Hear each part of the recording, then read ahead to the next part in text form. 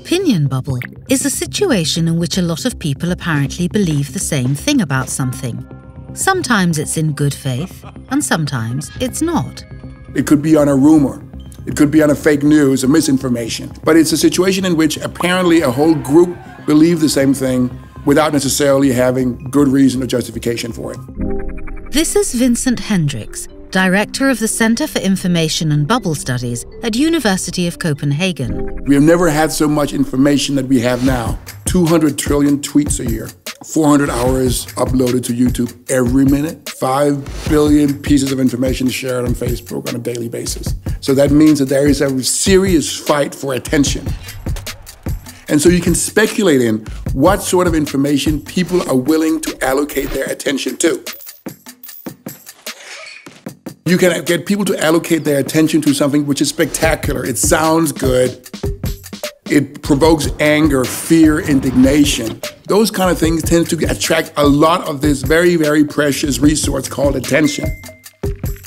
But it does not entail that the information that people consume is also true. You are right. And untruthful information is not good for human beings because it's very, very hard to navigate on misinformation. Misinformation on the internet has now become such a serious problem that the World Economic Forum, the UN, and the OECD now consider it as a global challenge. Fake news tends to allocate a lot of attention because it usually feeds into people's fear, their anger, their indignation, what's called activity mobilizing sentiment. So if you write out on the web, "I am so happy today," nobody's going to share that. But if you write out, "Build a wall, lock her up, worry about the migrants," that tends to feed into people's fear or anger. And anger is extremely contagious online. Fear is extremely contagious. Certain sentiments are extremely poisonous. And if you ask an evolutionary biologist as to why we have so many negative activity mobilizing sentiments, there's an obvious answer. It's good for survival. The ones who facilitate information bubbles could be everything from political parties to influencers. But they are always traded on platforms.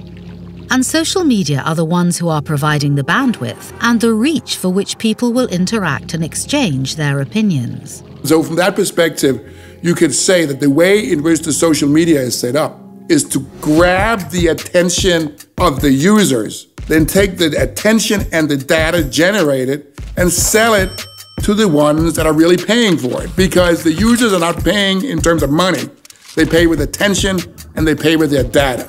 The ones who are paying for it are the advertisers.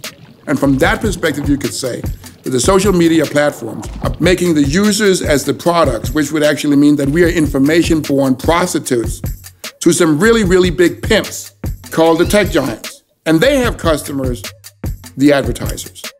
That's the model. I don't want to be a product. Do you? Stay curious.